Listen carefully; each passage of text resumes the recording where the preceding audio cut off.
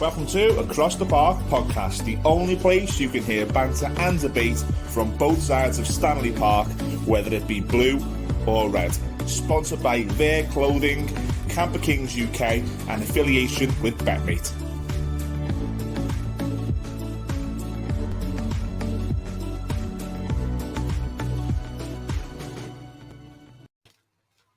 Hello everyone, welcome to Across the Park podcast. This is the Merseyside derby preview from the blue side of the park. Myself, Gary Judge, Annie and Mills will be bringing this to you, and hopefully if you're a blue, you're waking up with them derby jitters, you're looking forward to your first pint, and it's going to be, well, it's a massive game as always on Merseyside. Massive thanks to Camper Kings, our long-standing sponsor, Their Clothing, for kitting us out. Not today because I've just got in from work as is Millsy, and we jumped on to get this out to you.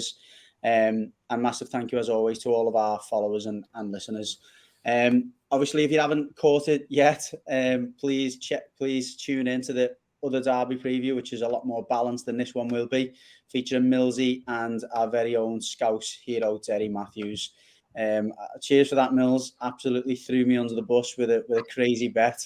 If anyone's not seen it, go back and watch it. But just a spoiler, is Derry was trying to get me into a little bet where he could maybe lay a glove on me, and I've somehow got Judgy into it. So if Everton get beat, then we're going to family fun day this Sunday, and Judgy's got after either put up or peg it.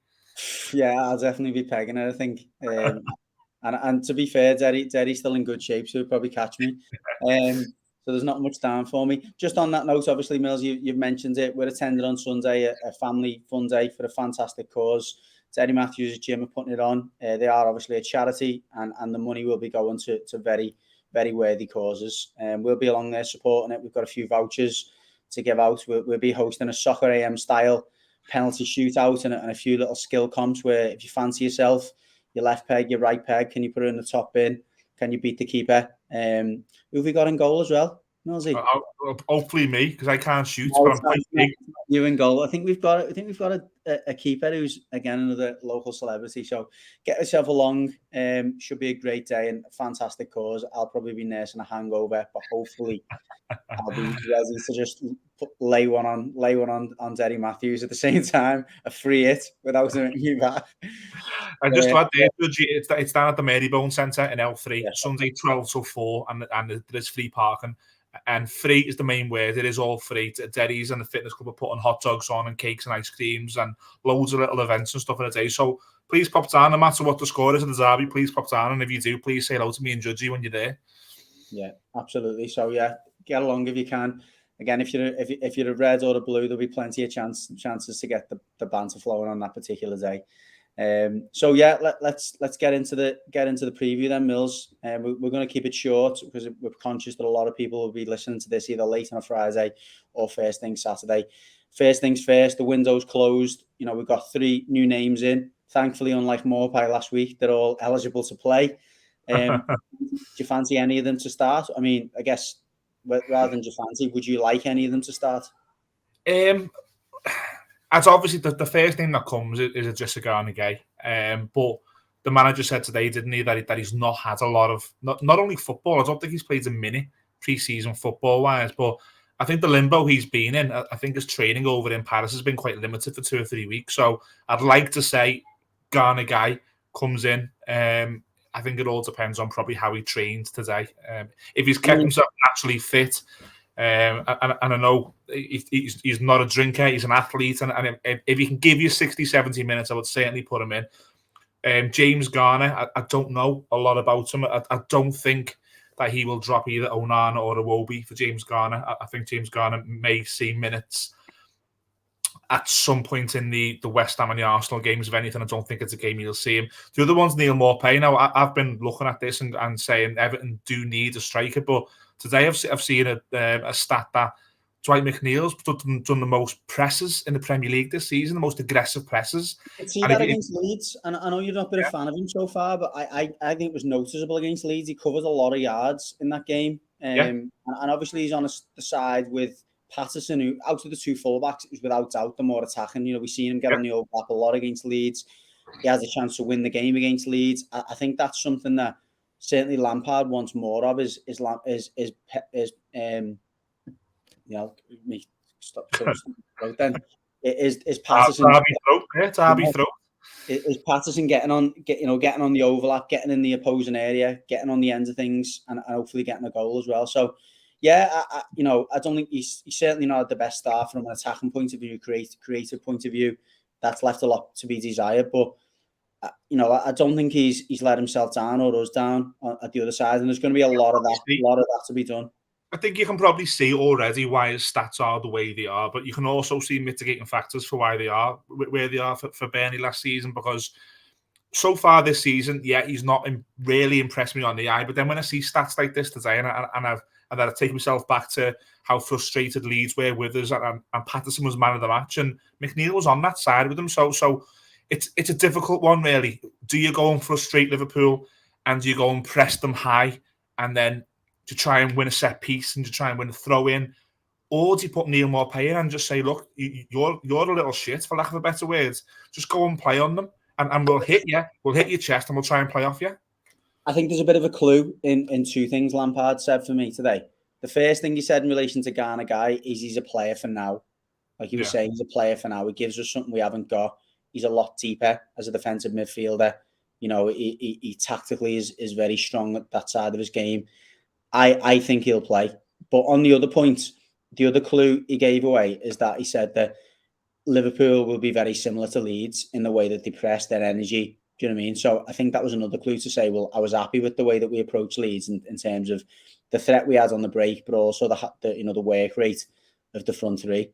So I think you're right. I think that the stats that Maupay's maybe spitting out on that side of the game, Gray, to be fair to him, has looked fairly ruthless. The goal that he should have had against Leeds that was very, very close. I mean, depending on what hair you're splitting, it is whether it's offside or not.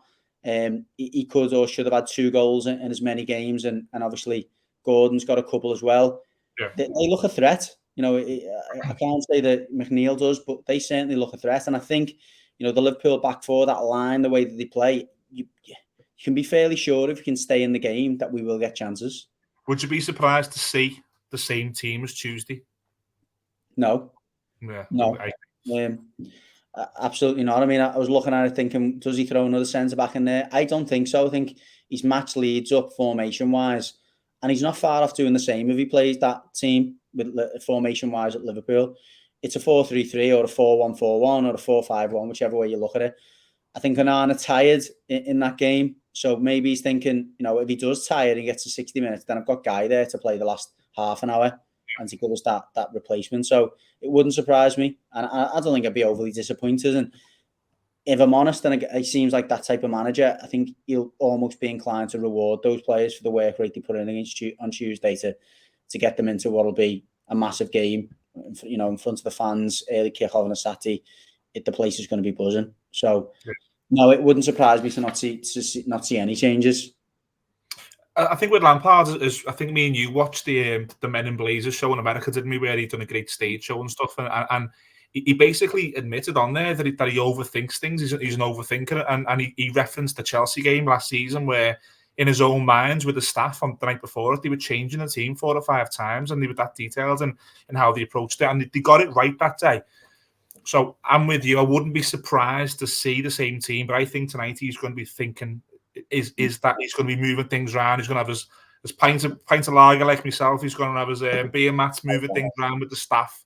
And it wouldn't be, I don't know, I wouldn't be surprised to see it, but I also wouldn't be surprised to see Seamus Coleman as a third centre-half, for instance, coming in. Yeah, that's definitely an interesting one. I think you'd be tempted by that because the thing is, this Liverpool team at the moment, and I'll probably kill myself by saying this, they've looked fragile in midfield and they've looked fragile at the back. They're not strong in there in that midfield at the moment. They obviously brought a player in late in the window. Henderson doesn't look as good as he has been, but having said that, he always seems to start the season quite slowly and get into it. He's injured. He's out. Henderson is out. Yeah, well, there you go. Well, he's out then. Fabinho has been in and out. He's not fully fit. Harvey Elliott's been in there, and I think it's going to leave them a little bit more open than they are normally. Apologies to the listeners. You can probably hear my youngest. So yeah, I don't know. I think he has got to try and he's got to get at that back four with pace, and that's why I think that, like I said before, Gray and Gordon play. I think that the work rate of McNeil probably keeps him in that team. So that, with that said, I think it does limit him playing that back three then, because then you're left with two in the middle, and who's your two then? Is it Anana and Iwobi? I think he needs that extra body in there. I think despite the fact I can't stand Tom Davies, he got himself around the pitch and he was fairly disciplined in there.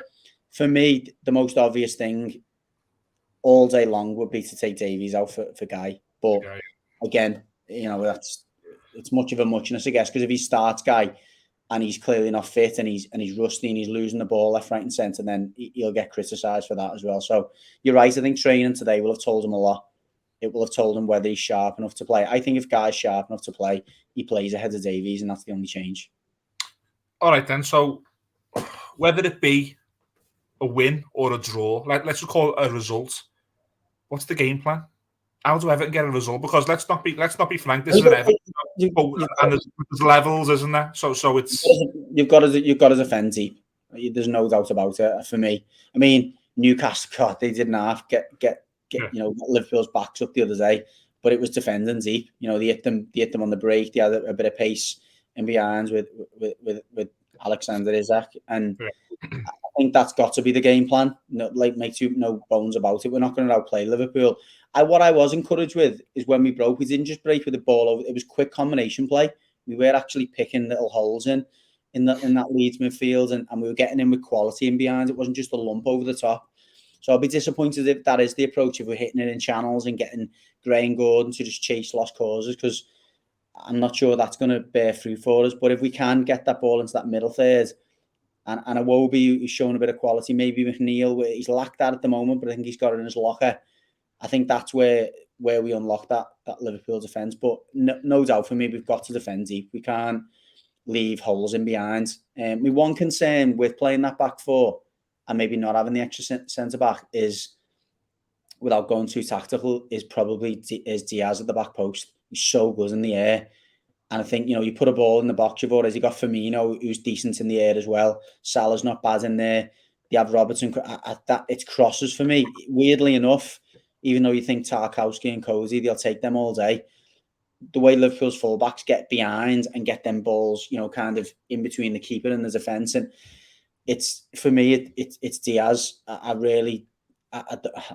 He's the one who I fear most. I think, look, Salah's obviously got that quality. He can score from any moment, but I think if you defend deep, you can frustrate Salah. I think Diaz loves that because he can get in the box. He can get bits of the back post. He can rat around. He gives them a bit of a different dimension. Núñez is back, isn't he, as well? I mean, I know he's not going to start for Liverpool, but if we do defend deep, he'll be someone I think that they'll look to call on at some point. Yeah, no, I agree. I think the thing for me is I don't know. I don't know what's best, and I don't know what will happen in relation to how we start the game. I think if we win the kickoff, I can see us targeting Trent with a diagonal straight away. But then I don't know if that's bringing the ball back right into your half and we're sitting back. Should Everton go and do a Manchester United and try and rattle Liverpool and get the crowd up straight away, or do Everton sit back and play the game you've just said there? Well, United did eventually do that. They did sit back. Now, look, I don't think we'll kick the game off and just sit back. We will try and make it an intimidating place to be. We will try and get in the faces. We will try to cause mistakes. But I just think when the game settles down, hopefully by the time the game settles down, we're 1-0 up like Man United were.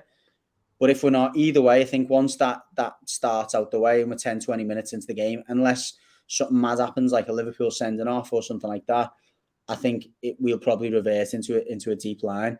I think I agree that Trent will be the target for me, and it's probably going to again backfire on us, and he'll have the game of his life. But I think the last time when we played at Anfield, Gordon absolutely terrorised them. Sam Maximum done it to him the other night. They're gonna. That's going to be the target for Everton without doubt, and it will for Gordon. Gordon will be licking his lips. His profile and now has gone through the roof. Everyone's watching him. He's now got this big price tag hanging over his head. He's got the biggest teams in Europe, really. Chelsea are up there chasing him. I think he's going to puff his chest out and he's going to go, look, it's the early kickoff. Everyone's watching this. I'm playing against England's right back. I done it at Anfield last time, but now people are going to be watching me. They're not watching Richarlison or anyone else. They're watching me. And hopefully he relishes it like he has done in the last couple of games. Yeah, well, you say that there. Do you know one thing that came to my mind there, and it's proper Everton, is Trent's first goal scorer. Trent 1-0. Just to spin it back on what we're saying here, it just certainly wouldn't surprise me at all. But everything you said there, look, I think Everton will probably start the game and they'll try and rattle Liverpool. Now you're talking about whether we like it or not, or like saying it or not, one of the best teams in the world who will probably expect that and then will grow into the game. I don't think Liverpool will start like house on fire. I think Liverpool will know it's 12:30. The coach has been greeted. Half the grounds are pissed. Give them 10 minutes, let it settle, and then we'll try and pick them off. I see it starting like that. The worry for me is, and this might sound really, really strange, I said this with Derry, if we score early and then we sit back naturally, I think that's a big worry for me. If Everton scored in those first 10 minutes and then we naturally sit back and then... It is, but then, look, I think Liverpool will be really struggling tactically if we score early because, as I say, our game plan is going to be to try and hit them on the break and get those players with pace in behind. I think the difference is, again, and I've said this the last couple of derbies, we're slowly weeding out those players who've been involved in those years of poor results against Liverpool and what have you. You've got Conor Coady in there, another Scouser. He knows what it's all about. Patterson doesn't play with much fear. Anana doesn't play with any fear. Gordon doesn't play with any fear. I think this team's got a different look to it and feel now. And I'm hoping that comes out. It's mentality there, isn't it, what you're saying? And I think Lampard said that in one of his interviews this week, that when he was looking at the transfer window for this summer, he wanted energy and he wanted attitude. And everything you've said there is attitude. So it's no longer a Bambi and Thumper situation, is it? It's no longer a midfield where I'm looking at it and I'm going, they're going to be overrun. Like when Rafa played two in midfield in the 4-1 last December, I think it was Allen and Zakore, and they just got overrun. I think if you put Onana in there, I think Iwobi's got new lease of life. If Guy's fit, and I do feel a little bit better about this. Famous last words, maybe, but just to maybe move on to predictions because I can hear your house is going crazy at the minute. I think Everton will get something from the game. I don't think we'll outplay Liverpool by any stretch. I don't think we'll win the game. I do think we'll be in this game a lot more than we have been in previous derbies, and I'll go with Everton either getting a 1-1 or a 2-2. I thought you were going to go for 1-1, so I was going to go for 2-2. Yeah, I'm going to go with 2-2. I do think there'll be goals in the game. I think that we'll be able to find chances, and I think equally they'll get chances from us. But I think, like you said, I think this team has got a lot more character, I think, and I'm hoping they show it tomorrow morning. So yeah, that's it. Look, we said it'd be short. Again, as Millsy just said, you can hear my youngest in the background shouting for me that time. But Blues, pray for us. But look, enjoy the game. Let's make that atmosphere as intimidating as it can be for the Reds. We'll be coming to you after the game with an instant match reaction. Hopefully it's a positive one. Hopefully it's followed by plenty of pints and songs into the night with no guitars. And listen, enjoy the day. Up the toffees.